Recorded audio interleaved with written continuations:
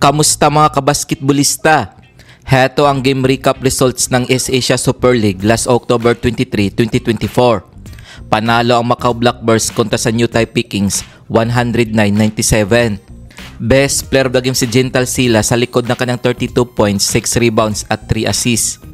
Huwagi naman ang Taiwan Pilots kontra sa Suwon Kitty Sonic Boom 91-70.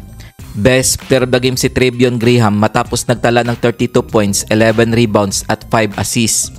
Last October 30, 2024, pinataob naman ng Ryukyu Golden Kings ang Macau Blackbirds 96-93. Best player of the game si Kiv Aloma sa likod ng kanyang 29 points, 13 rebounds at 4 assists. Dinaig naman ng Hiroshima Dragonflies ang Hong Kong Eastern 88-75. Best player of the game si Kerry Blackshear matapos nagtala ng 25 points, 10 rebounds at 4 steals.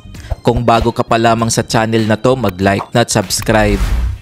Heto ang team standings as of November 2, 2024.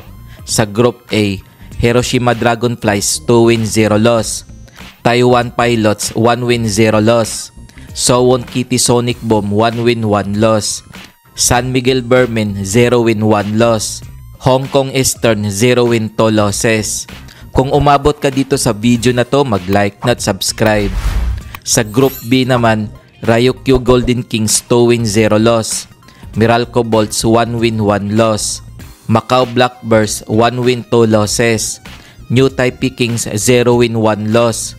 Busan KCC Aegis 0 win 0 loss.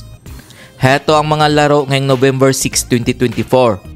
Maghaharap ang Macau Blackbirds at Busan KCC Aegis alas 7 ng gabi.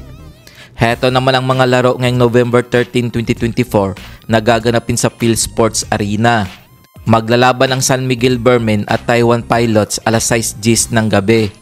Maghaharap naman ang Meralco Bolts at Busan KCC Aegis alas 8 ng gabi. Kung nagustuhan mo ang video na to, mag-like na at subscribe.